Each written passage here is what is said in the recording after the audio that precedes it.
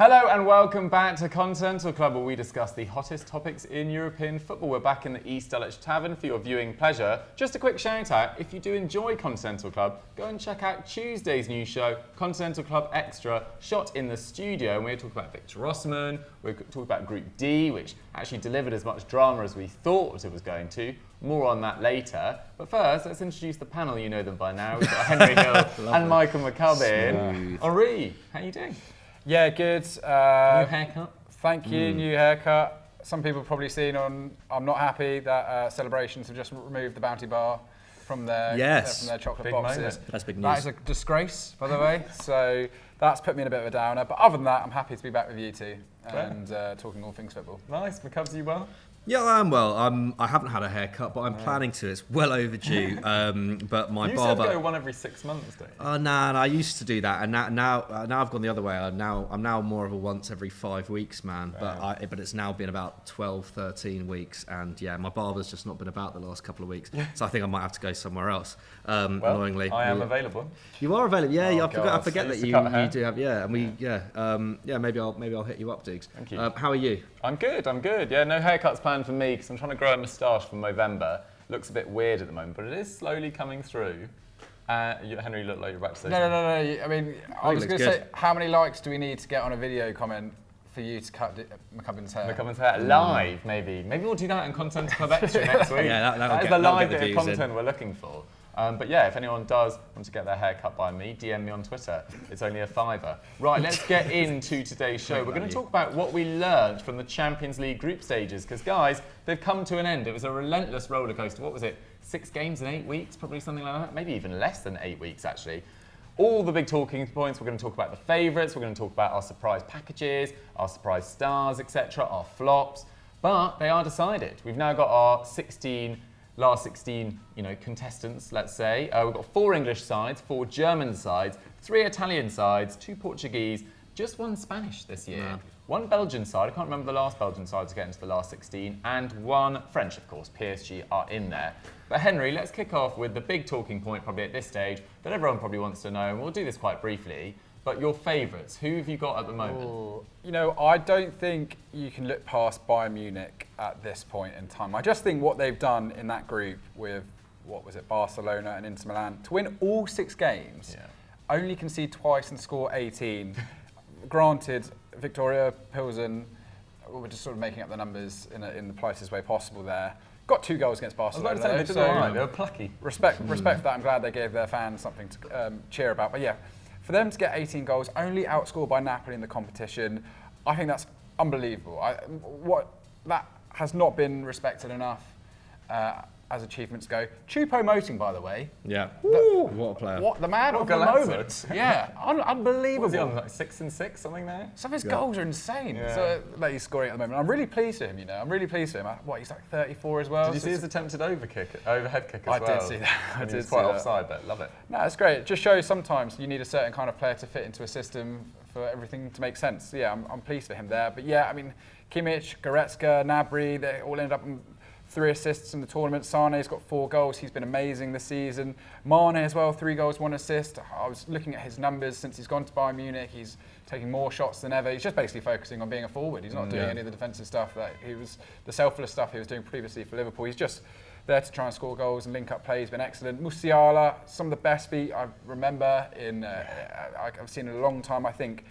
I'm super excited. Hopefully Hansi Flick backs him and plays him at the World Cup. Doesn't just bench him or bring him on, plays him the whole time. Because I think Musiala, this could be his year. I really do think that. But we've talked about him a lot. But yeah, Bayern Munich, I know there's other obvious candidates and favourites, but I just think no one's ever going to want to play them. They're such a formidable team. I feel sorry for whoever's going to come up against them. What I quite like is there's not many easy...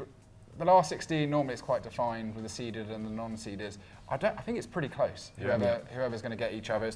There's not a very friendly draw at all out there. So yeah, but above all, I think people want to avoid Bayern Munich. Yeah, I probably agree. I mean, Bayern, some of the teams in the who have come second in their groups are pretty dangerous as well. I mean, Liverpool are in there. Wouldn't want to pick them. Wouldn't want to pick PSG certainly. Inter Milan have shown that they can spring a surprise into in this year's group stage as well. So things are looking good for Bayern, but at the same stage, I don't think any team feels like the really, really strong favourite right now. Yeah, I agree. In my opinion, at least. And Bayern have shown a bit of vulnerability on the counter-attack in the last couple of years from set pieces. So weird things can happen, but I do agree with you. They're right in my reckoning as well. My Cubs, who else would you put in that top category? Yeah, I agree with you, boys. I think the last 16 could be the best last 16 we've seen in the Champions League for years. I feel like the last 2 or 3 years, whenever the draw for the last 16 happens, Europa, and I know Europa's slightly different now, but whenever the Europa and Champions League draws are made, Europa just always looks more entertaining because there just seems to be more evenly matched teams, more interesting kind of battles in terms of kind of geography and whatnot. I think this last 16 could produce that for the Champions League. I am going to say PSG, despite them finishing second in their group. Amazing, and I think that was actually, aside from that group, the Group D with Spurs and Eintracht, I think that was maybe the kind of story of the last game week was, Benfica somehow pipping PSG to top spot on away goals scored. It's back. Like Henry was saying, it's back. You just can't keep away goals down. Amazing. I mean, Benfica we'll get onto as well because they have been one of the stories of the group stage. But yeah, I just think PSG, they look really good under Galtier, especially in Europe. And I think there's just something to be said about having a front three like Neymar, Messi and Mbappe. They're obviously working really well together. Obviously there's the drama away from the field with Mbappe, but that hasn't really translated into what we've seen on the field. Doing it on the pitch, and I think as a trio they still work really well together. There doesn't seem to be that much tension between them, or at least it's not getting in the way of performances. Messi is just, I was having a look. I think Messi's producing more assists per 90 now than at any stage in his career. Wow. So, he's obviously his scoring has come off a bit, but he's always been a great creative presence, and he's producing more than ever. So, Messi in that kind of form, and I know Messi struggled to get Barcelona to kind of finals in those last few years on his own, but he's not on his own. He does have those two, all-timers next to him, and it does. Yeah, it reminds me a little bit of, like when it was MSN at Barcelona, and despite there being some deficiencies elsewhere in the squad, that they could kind of carry them through. And that MSN partnership, obviously, it got that one Champions League. Probably should have got another Champions League, to be honest. I think Galtier just has that PSG team playing pretty well. I know they conceded. Did they concede 3 on the weekend, 2 on the weekend to Troyes? But yeah, I just think this might be their time. Yeah, absolutely. And you feel like their depth has got so much better with the arrival of Carlos Soler, who's looked pretty good in the last few matches. Fabian Ruiz has had some good impact. Renato Sanchez earlier in the season looked pretty good. Nuno Mensch is back at full fitness. His goal last night was brilliant, I thought. Just looks so powerful. He's such a difficult player to stop and great technically as well. So PSG, I think, will definitely be in the mix. I said earlier this season that I wanted that sort of narrative of them flopping in the Champions League to come to an end. I'd actually love to see them win it, to be honest. I think it'd be great for Messi. It'd be great for Neymar as well in his legacy. And then Mbappe, he probably doesn't deserve it on the way he's acted off the pitch in the last few months, but what a player. But he still doesn't have a Champions League. That's what it's weird, isn't it? I kind of just always think that he's got one, because of that Monaco season, but they didn't even get to the final. So. What's he? The youngest to get to 40 goals. I think beating the record from Messi. Ronaldo, you've got to watch out. That record, Mbappe is coming for it. And so is Haaland as well. Speaking of which, Man City, it's a bit dull, and I'll just touch on this briefly because we do talk about them all the time. But as is PSG, to be fair. I feel like Man City and PSG both have the same kind of record in the Champions League. They always end up messing up at some point. Up until recently, they really failed at the quarterfinals. I think it was 3 quarterfinal exits in the row. Then they reached the final in 2021. Last year was the semi-final. Was it lost 5-3 to Real Madrid or something similar? I think they conceded 3 goals after 90 minutes. That is still a remarkable result to this day, to be honest.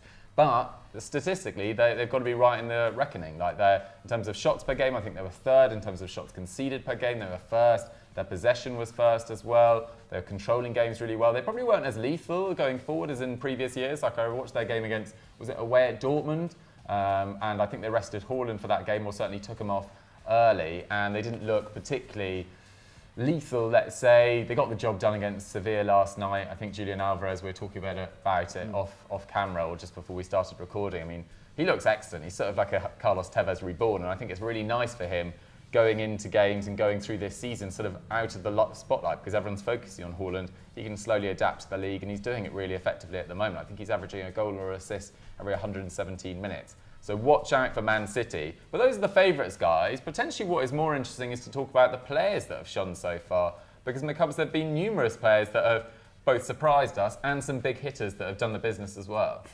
Yeah, I mean, I guess Mbappe and Salah are both the top scorers on 7. That's pretty excellent, you know, in 6 games. Obviously, Salah got that hat-trick against Rangers in, 6 minutes? Yeah. I think he might be 1 goal off Drogba's record for African players in the Champions League. Amazing. Either 1 or 2 goals off.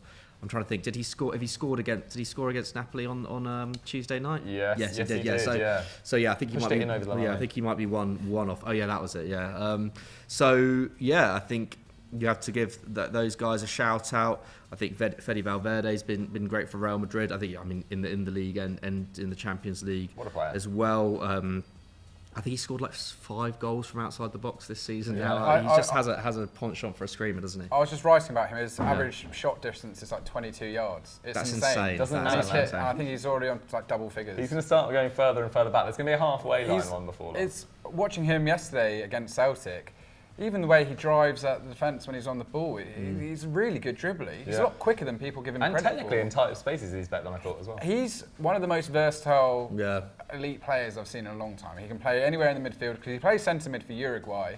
Him and Bentancur are going to be a real problem for anyone at the World Cup. And then he can play anywhere in the foot. Well, he can play on the wings. Well, this right wing back. Reminds me a little bit. I mean, obviously very, very different style of player, but in terms of what he brings to Real Madrid, it does remind me a little bit of what Iniesta used to be like with Barcelona, where it was you could just play him in the forward line, and it would be it wouldn't take away at all from the team's productivity or the team's performances. It would just give them a different kind of element. And I feel Valverde has been the perfect guy to kind of transition that midfield. Yeah, and for Real to have looked so impressive in a relatively difficult group as well, without Benzema really being at the same level as he was last year. I mean, he's had some injury issues at the start of this year as well. I think Real Madrid probably deserved a spot in our favourites as well. It's difficult not to ever, write them off. I mean, 14 Champions Leagues, but. Yeah, Henry, who else would be your players that have caught your eye? Well, I love the fact that you've got down Maccabi forward, Tyrone Sherry there, 20 shots, only topped by 5 players. He got 2 goals and 1 assist. He's 34 years old. I think he played for Portsmouth or something like that at one point.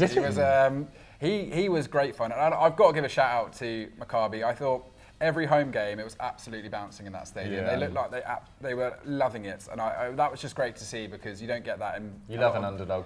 Well, it's just in the real corporate teams, you don't really get that kind of atmosphere much anymore. I agree. So just to see teams just really delighted to be there and sing about it, really did enjoy that. I think Zielinski was excellent. Created 14 chances throughout the competition. I mean, there's so many Portuguese players from that Benfica side, which we'll probably talk about, as you were saying, in a little bit. But yeah, Rafa Silva, unbelievable. Nuno Tavares continued his resurgence this year at Marseille. He was good too. But I mean, yeah, there's loads of really good players. But in defence, I think Gvardiol has looked brilliant this campaign. Yeah. I think that Leipzig are going to be a real problem in the... I wouldn't want to draw them. I wouldn't want to draw them at all under Rosa. They were very good against Shakhtar. I watched that game, albeit Shakhtar, the goals they conceded, the first 2 in particular, were really, really poor. But yeah, with Nkunku on that side, Szoboszlai as well. With Szoboszlai, well, he's been hot and cold since he's been. But when he's hot, oh my God, he is hot. I agree with you. But yeah, with Nkunku, that you've always got a chance of doing something. So yeah, Gvardiol was great. Loads of just guys stepping out. Mehdi Taremi, he had a great group stage, 5 goals, 2 assists. For England, that is slightly ominous, because he's going to be the man leading that Iranian. He'll be pumped up as well. That group is so wide open. I really do think England's World Cup group is not... I couldn't tell you what order it was going to finish in, other than praying that England come top. But yeah, Taremi could have a big thing to play. They were quite good at the last World Cup, Iran. So yeah, lots of guys really stepping up and showing what they can do. Kolo Muani as well for Frankfurt as well. I think massive in those last 2 weeks, wasn't he? I'm not sure Frankfurt get through without him. Yeah, no, he was brilliant, and Daichi Kamada had some good moments as well. But Yeah, it's interesting with the World Cup group, actually. It's where we've come to with Southgate's England right now. We are praying when we're playing the US, Iran and Wales, but that is just where it's at. Anyway, enough World Cup. We'll probably start doing World Cup previews and stuff like that in the next few weeks, but for now, let's get back to the club football. Let's talk about the next Villarreal, and the idea with this segment, and actually the question was asked by @he_. Who do you think could be the surprise of the season? So we wanted to talk about who could be the next Villarreal. Obviously, they reached the semi-finals last year. And pretty much every year, except for in 2021, where I think the semi-finalists were Man City, Real Madrid, PSG and Chelsea, there's always been a shock semi-finalist. So in 17-18, it was Roma. In 18-19, it was Spurs and Ajax.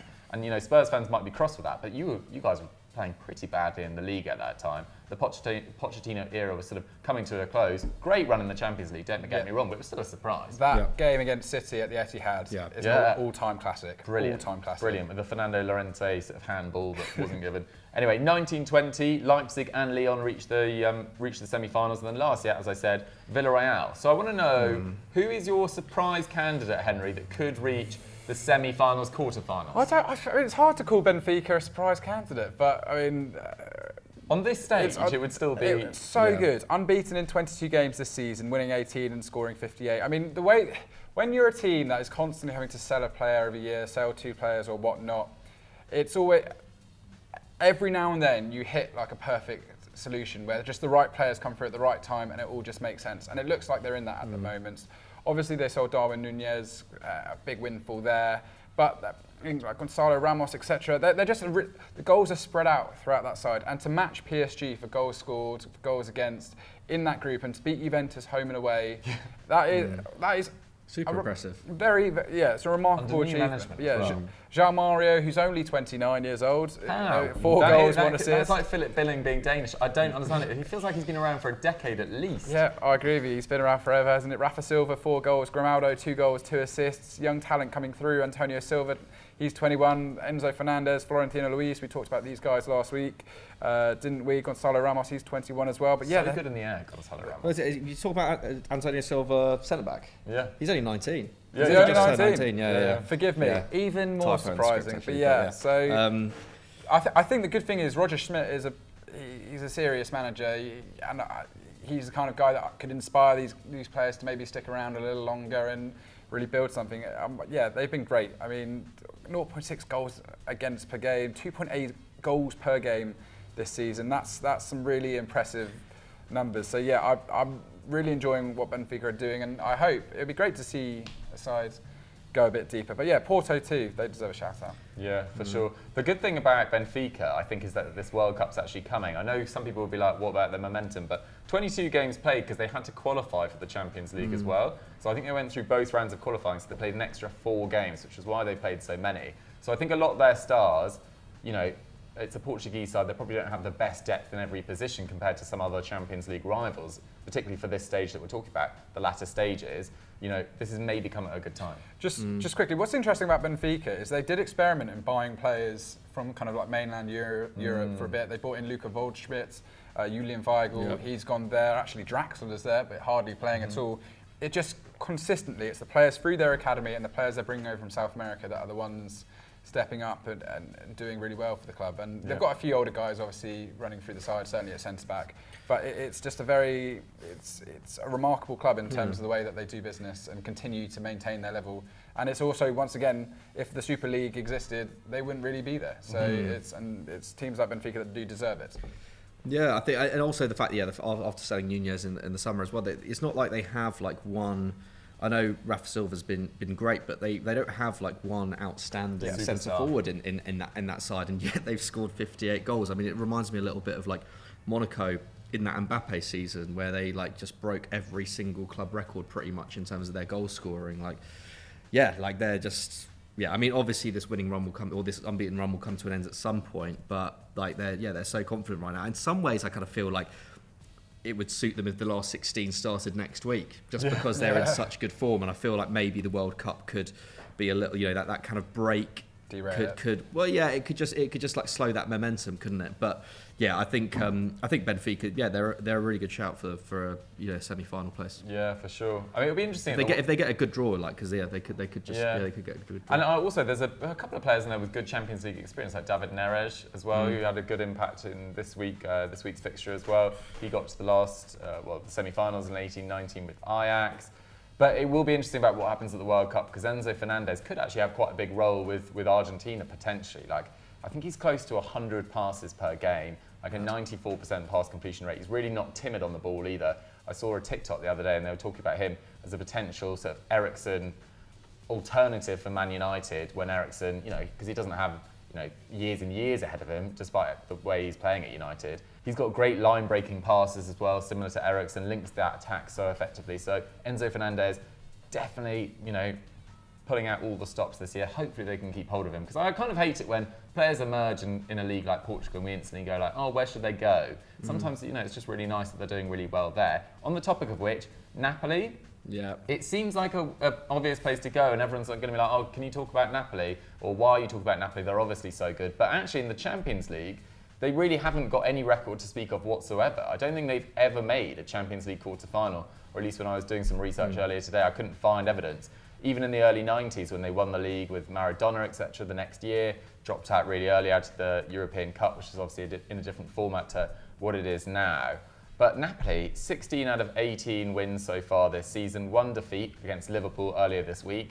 And both those goals weren't exactly, it wasn't like they were carved open multiple times. They had some good opportunities in there as well. Kvaratskhelia had a good chance that was blocked, I seem to remember. A couple of good moments as well. And they scored two sort of scrappy goals, Liverpool. So Napoli, definitely a threat for the latter stages. McCubs, anyone else that you put in there? Maybe Eintracht, just because of that Europa run last year. I don't know. They're obviously they're last season they were pretty poor in the Bundesliga, pretty great obviously in Europa. This season, they just seem to be firing in both senses. They don't have amazing depth. There are still areas of that team that are a bit weak, but I think that forward line.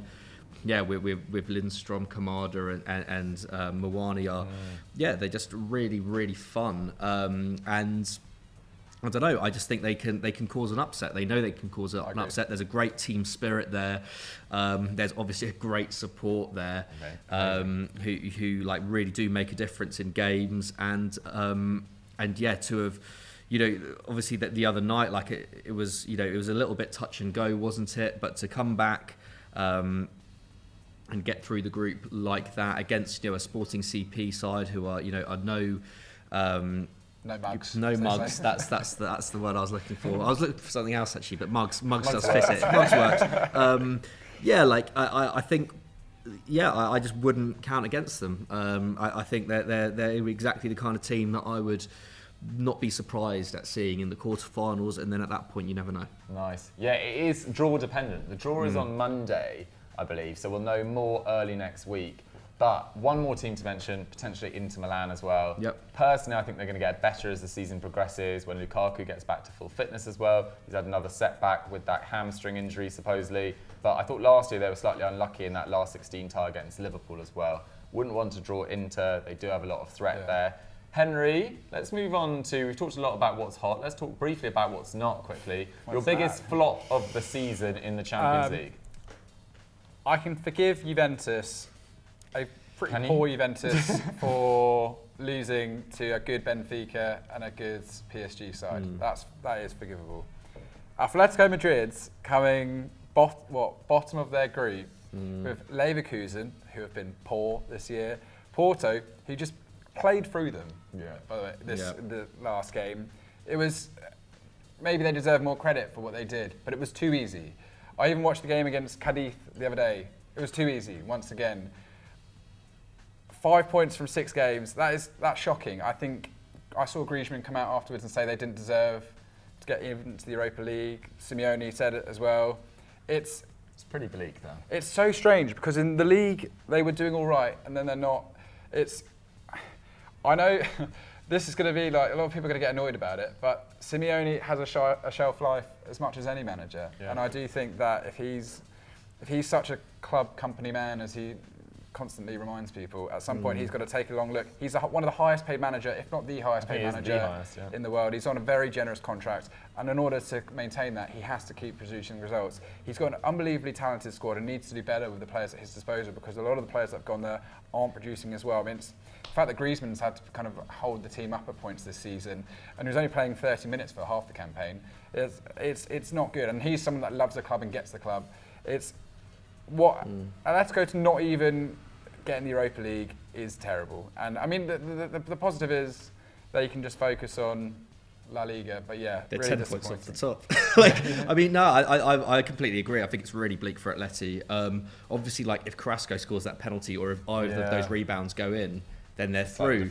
But like, I mean, nevertheless, I mean, it's interesting you say that about Simeone and shelf life and getting hate about it. I don't know, man. I think in the last couple of weeks, I've never heard more journalists and fans question whether Simeone is done. Where were they when I went for it last year? Where were you backing me up? But it is worrying, and I think it's not so much the fact. I mean, the fact that they've come bottom is a disaster for a club of Atleti's stature, especially their European record over the last 10 years, which has generally been excellent. I think it's the manner of it. Like, at no point during this group stage did I watch Atleti and was I not pretty much every game I watched them, I was like, from that first game against Porto, which I think they won in the last minute. Oh no, did they? Oh no, did they win it? I don't think they then conceded an equaliser. Forgive me if I'm completely wrong on that. It was a while ago. But I just have not been impressed by them at any point. Like, they just looked defensively, they've looked a lot worse than in the past. Like, going forward, that I don't know. There's just been a lack of ideas, I think, at Atleti over the last 18 months, really. I think there's, we could dedicate a whole video to them, but like there has been a decline at Atleti, and I think in many ways this was coming. I think that's the thing. I think it was coming for them. Yeah, Henry, did you want to add something else? No, I was going to kind of commend Club Brugge for how well they played in the group stage. I think to get, as you said at the start, for a Belgian team to get into the last 16 and to sort of pip Atletico doing that's a real achievement. But I mean, I think Porto kind of showed that on a good day, a big team is going to probably beat this Brugge side in the next round. I imagine a lot of the teams that won the group will be looking at that as the fixtures to get, and I'm the biggest Brugge fan all daily. But I think maybe we're being a bit unfair on them, because they were actually electric in the first kind of 3-4 games, weren't they? And they didn't have to do that much work, did they? Because I think they secured their place in game week 4. So I think maybe we've kind of recency bias a little bit with that one. I mean, you've mentioned Juve, you've mentioned Atleti. My flop would be Scottish football, to be honest. I think they had a really bad group stage. I know both teams had really difficult draws, like Rangers with Ajax, Napoli, Liverpool was never going to be easy, but to be the worst Champions League team of all time, is that right? Based on goal difference, is really pretty shocking. There was 1.1 between them in 12 games, and Celtic, not great against Shakhtar in one of those games as well. They had their moments in all those games, but their finishing was just quite poor. And both sides were just too easy to score against. I mean, particularly last night, I know Real Madrid are obviously reigning European champions, but Celtic's defending wasn't good enough as well. And they conceded too many penalties for one. I will say, I think Rangers, they got to the final of the Europa League last year, which is amazing in itself. And really should have won the game. They should have beaten Eintracht in that game. They had that chance at the end to win it. So, and actually, Postecoglou did a good interview after the game yesterday. Postecoglou's greatest downfall is he believes in all-out attacking football at all costs, and that's got to be commended at times. But he made a point that this is a first experience for a lot of these players.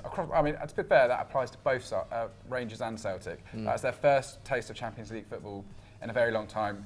The onus is on them to get back there, learn from it, and show that they can build on that experience. Because in that regard, like, just the fact that 2 Scottish clubs are back in the Champions League is remarkable in itself. But you're right, like, slightly naive at certain points. I mean, for sure. It's just when you see teams like Maccabi, pull out a result or two, you're just like, could Rangers, particularly Rangers, I think they were really quite weak. I think Barcelona only getting 1 point against Inter and Bayern Munich across 4 games is arguably a worse. Yeah. Oh, there we go, guys. I think Barcelona in general not making it through that group, given the money they spend in the summer, is pretty disastrous for them. Yeah. Fair enough. Fair enough. There, haven't we? Fair enough. Guys, what is your biggest flop? Who is your surprise star? Who do you think is going to go the furthest out of the lesser big sides? You know what I mean? And the favourites as well. Let us know in the comments down below. And let's move on to big match predictions. Okay, it's time for big match predictions. Now, as ever, we're going to review last week's action. Guess who was the champion of last week? Michael McCubbin. Would say an exceptionally low standard. So Eintracht versus Dortmund. I went 1-1. McCubbs went 3-2 to Dortmund. Henry went 3-1 to Eintracht. Finished 2-1 to Dortmund. So McCubbs got his point, the winning point. Lyon versus Lille. We all backed Lille, and it ended up 1-0 to Lyon through that Lacazette goal. Lille did actually have numerous chances in that game, but no points to us. Got Laurent Blancs, didn't they? So, yeah, they did. They did. And Real Sociedad versus Real Betis. I don't know why I went 3-1 to Sociedad. I thought back about that. Didn't really make much sense at the time. But anyway, went with it. McCubbs went 1-0 to Sociedad. Henry went 1-1. It finished 2-0 to Betis through those great counter-attack goals set up by Alex Moreno down the left-hand side. Great work from him. So 0 points to us. So the scoreboard hasn't really changed. I mean, McCubbs has gained a point, but it's Doogie on 25, Henry on 16, and McCubbs on 11. So hopefully better luck for us today. Roma versus Lazio, Sunday 5 p.m, 4th versus 5th. The Rome derby to kick us off, 1 point between them. Henry, let's start with Lazio because there was one thing that I forgot to put on the script, that Sergej Milinkovic-Savic is also suspended. So they've got no Immobile, they've got no Milinkovic-Savic, and they just lost to Salernitana. Yeah,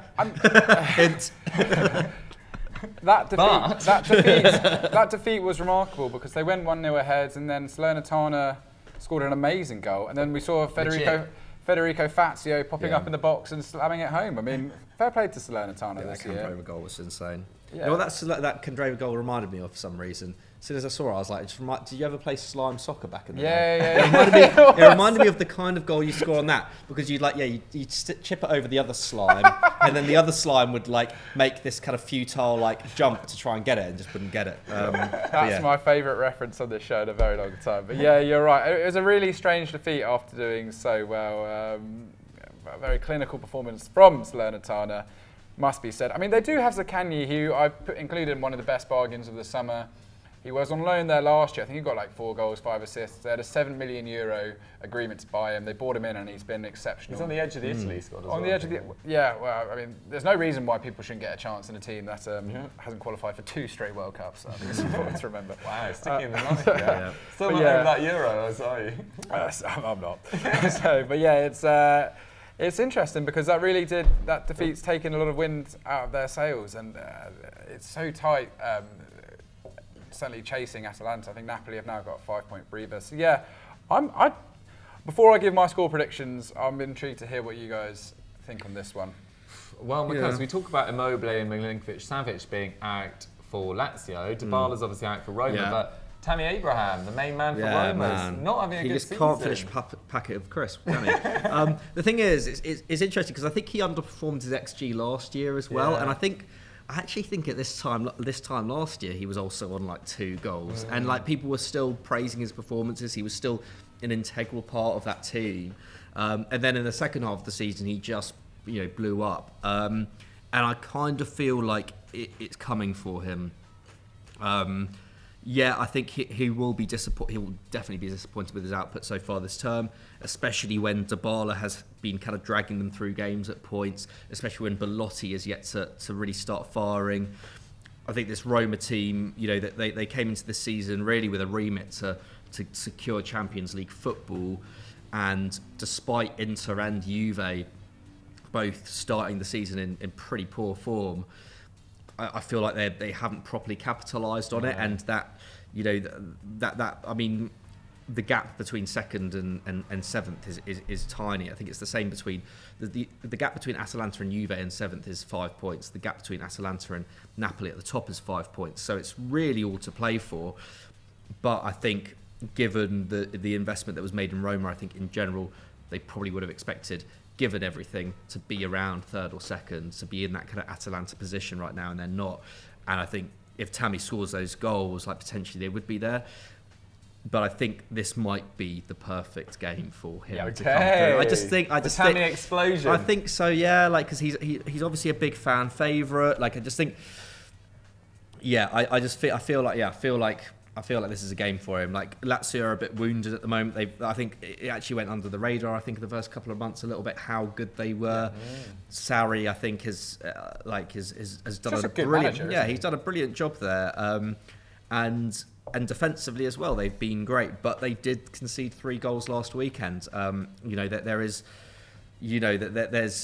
now evidence that they can be got at. And Roma last weekend, I know they did end up scoring, but they did end up winning 3-1 against Verona. But like, they were down to 10. Well, they were down to 10, but also Tammy hit the post twice. Like, they could have put them to the sword a lot more. So yeah, I think Roma will just about edge this. Okay. Personally. I mean, no one said their score yet. Everyone's been very secretive. I'm going to say 2-1 to Roma. Yeah. He got in there early. I'll sit. You can share the points with me if you want. I put El Shawari in the João Mario category of players that should be way older than they actually are. But yeah, shout out to Volpato. I think what a goal. I think he scored against Verona last time he played. He did. Did not have him down as being Australian. No, me neither. They've got that guy that's just gone to Newcastle as well. Young talent. Anyway, yes, I agree. But I think he's currently holding out for a spot in the Italy team. I don't think he's committed, which is a bit of a shame really, because it would have been great to see him at the World Cup. But with Sunderland's Bailey Wright, hero. If you've gone, I really wanted that score, you know. Mate, you have to work around it. Or you can go with the same and leave the door open for 2-0. 2-0. 2-0 to Roma. To Roma, to my boys. Ooh, okay, I mean, I do see slightly fewer heroes available for Lazio right now with SMS and Immobile out, but maybe Felipe Anderson can do something, maybe Zaccagni, maybe Luis Alberto pops up with a great assist. He's been known to do that in the past, but it's just difficult to see. But having said that, Roma are in pretty dire form, and it was actually interesting to talk about Tammy. I mean, so many of his goals in the early part of the season last year came in the Conference League, and he really used that to get going. Whereas Roma in the Europa League, we filmed this before their final game against Ludogorets, and they're actually tied on points to go through to the knockouts, and not going through in that Europa League group would be a bit of a disaster as well. But we don't know how that goes. But either way, Tammy has not really fired in any competition so far. I think, 2 goals in 16 games? Maybe he'll do it last night as you watch this. But at the moment, I think this is going to be 1-1. I think this is going to be 1-1. I don't think it will be... I think it'll be really entertaining, a lot of fire in it, but these derbies are really, really tight. And they've got a great even record in this. In their last 9 fixtures, it's 3 wins apiece. So pretty even. Right, a few hours later, on Sunday, at 7:45 p.m, we have the Derby d'Italia. It's a big weekend in Serie A, guys. It's 7th versus 6th. There are 2 points between them. And also, I think Napoli are playing Atalanta, which we probably should have included because it's first versus second as well. Anyway, guys, we couldn't do 3 games from Serie A. This is, reputationally the bigger game, but not as the table goes. Anyway, Henry, McCubb's actually got his scoreline in first, so you can go first. What do you see happening in this game? Napoli are winning at 3-1, by the way. So, yeah, there you go. There's no bonus points for that. You know what? I thought Inter were actually really impressive against Bayern Munich. Certainly at the start, they created lots of chances. He really should be scoring that. I think. I don't remember a performance this season where they've looked abjectly bad. Do you know what I mean? I think they've been unlucky and they've made a few mistakes here and there. But across the whole, I think it's a reason there's not been that much noise about Inzaghi, etc. Because they're still fine. They're still playing well. I like how. Can we talk about Barella? Yeah, Barella. I mean, what a few months he's having. He's unbelievable. He's such a great His player. ball striking is just insane. I said that he would be a Modric replacement at Real Madrid, but I mean, he's kind of morphed into even more of an attacking player. Yeah. But yeah, you're right. Some of those goals recently have been unbelievable. But yeah, I just think Dzeko, he's good when he comes off the bench. Correa as well. Lukaku, when he's played, he got that goal the other day, looking a bit more lively. I think even though he's been injured, they've just got options off the bench, which makes them such a threat, really. Even Mkhitaryan's been pretty good for them recently. A lot of people turn their nose up at that move when it happens. So for this game, even though I think that Juventus showed a bit of courage against PSG, which is no mean feat, I do think that Inter Milan are going to win this. I think that this is the perfect time for them to play Juventus and try and impose themselves as the bigger team again, because that's really what this is about in terms of bragging rights. So I'm going to go again for a 2-0 victory to Inter Milan. Fair enough. I mean, McCubs, if Juve are to get anything from this game, it's probably going to be their youngsters that do it for them. They've actually been looking, quite promising in recent weeks. Yeah, I mean, Moretti's, I think, been probably the kind of the silver lining of their season, hasn't he? Like, I think his integration into the lineup's been great, and I think he is certainly a star of the future and has been one of their more consistent performers. Chiesa is now back as well. Let's not forget. Nice little cameo against PSG. The talisman. He is great. Yeah, and he did look really good the other night. I do feel like there's, maybe a tide could be turning, but I also think a tide is turning at Inter as well. I do think that this is the kind of time of the season, actually, again, unfortunate that the World Cup's come about, but I do kind of sense that Inter are, going to, by mid-January they'll be in the top 4 comfortably. I have no doubts about that. I think there's more to be worried about with Juve for obvious reasons. To not make it through the Champions League group is a real disappointment, and not much, losing out on revenue there. I don't know. I think there will be more serious conversations, I think, about Allegri's position at Juve again over the next few months. I know we kind of spoke. Well, actually, no, we did. We spoke about it on a pilot, didn't we? It didn't go out, but we will probably come back to Allegri's position at some point. For this game, I was thinking about going for an Inter win, but at the same time, I think as a standalone game, I think this could be. I don't know. I feel like it could end up being a bit of a stalemate. And I think Chiesa being back in that Juve team, if he starts that game, I think that's a big plus for them. And I think that's that's maybe the mitigating factor of Allegri's time, is that he hasn't been able to work with Chiesa enough. So I'm going to go for a 1-1 draw. Okay. It's really difficult, this one, because Inter have picked up a bit of form recently. I think they've been pretty solid in October. Juve have won 3 in a row in Serie A. Not particularly difficult fixtures, but they have done it, which was, looked impossible for them, at the start of the season. They just couldn't get that consistency going whatsoever. But in this game, Juve actually have quite a good record against Inter at home, I seem to remember as well. But in this game, I think Inter might just sneak it 2-1. I think it will be quite tight. I think it will be really quite tight. Also, shout out Adrien Rabiot has not been as useless as normal recently. And Locatelli looked really good against PSG, I thought. Good-looking guy, isn't he? Locatelli. Yeah, he is. He is a good-looking guy. Great striker of the ball as well, like his Italian midfield partner Barella. I thought the 2 games they got up for in that group were against PSG, and they looked pretty good. If they could have done it against Maccabi and Benfica.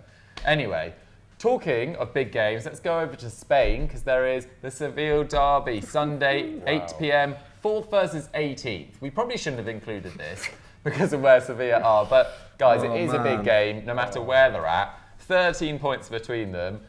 I mean, McCubs, are you just seeing a Betis rout? I don't know about Betis rout, but I think it might be a comfortable victory for them.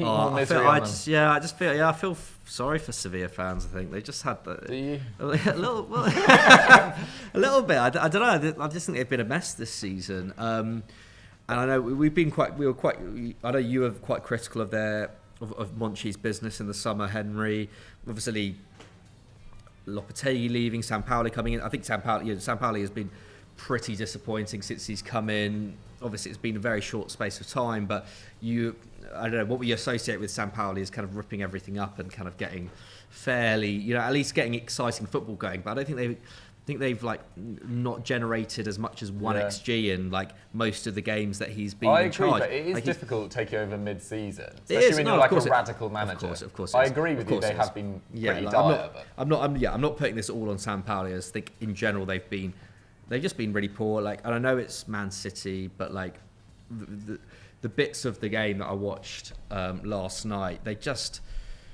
looked so bad. Was it the second goal for City where they just lost it in the defence? It's just like, they just look like a team that are completely bereft of confidence at the moment. Obviously, it's not that big a surprise. They're in the relegation zone.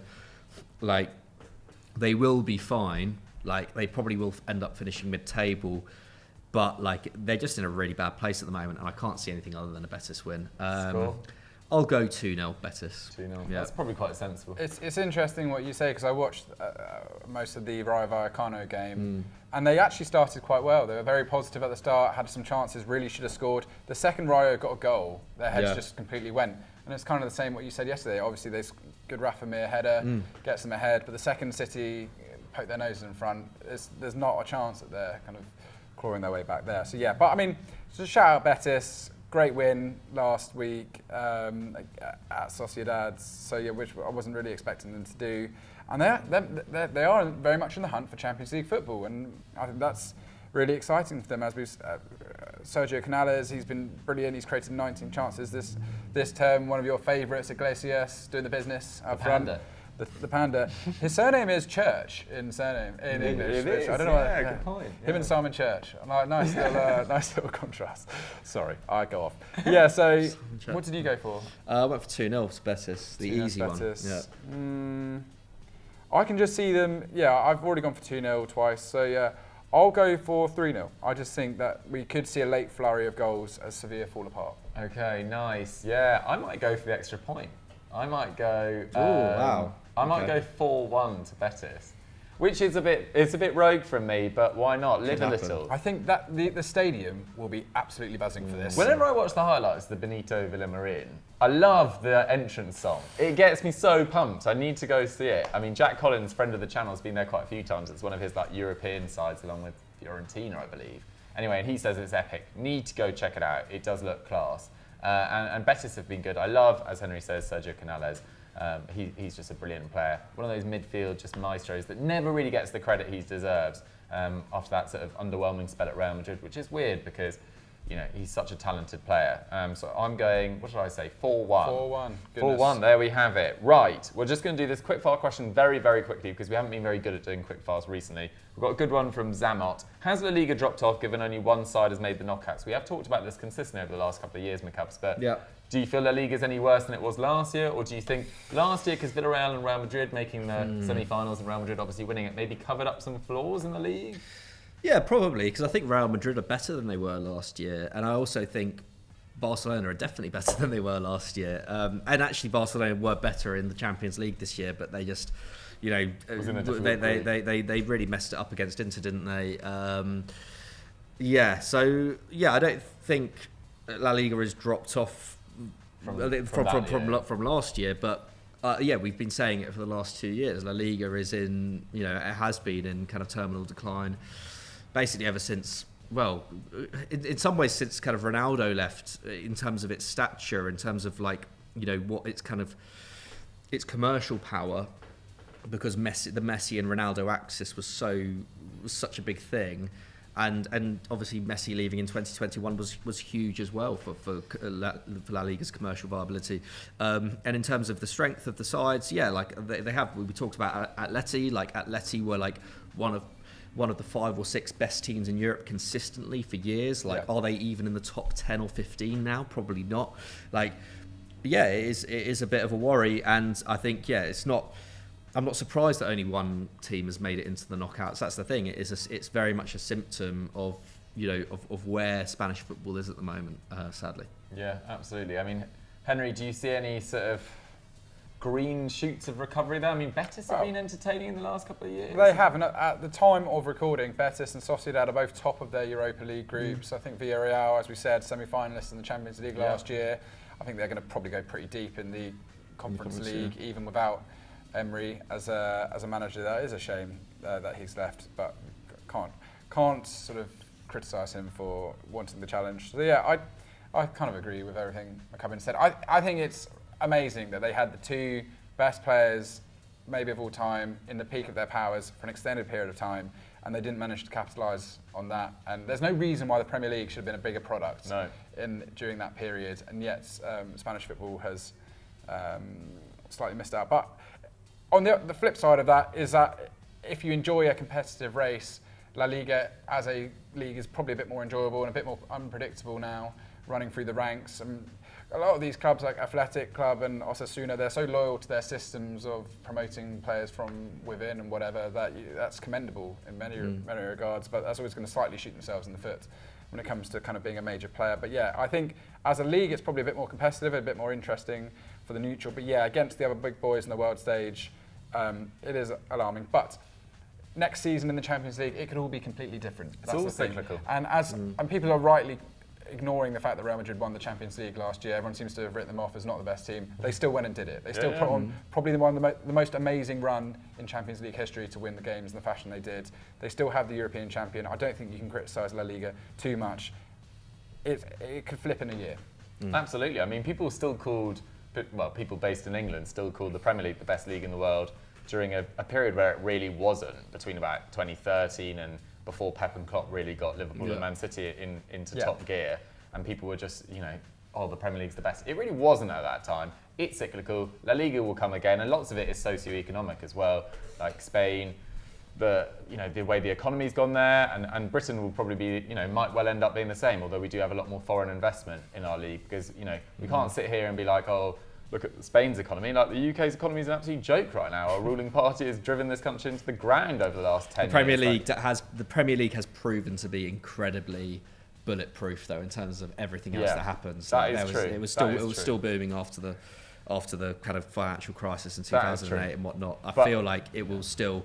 I think money is basically where the money and the product is where the Premier League has always won out. And I think where La Liga had the upper hand, in the mid-2000s was Messi, Ronaldo, Pep, Mourinho at the peak of his powers. Both those teams were probably the two best teams in the world at the time.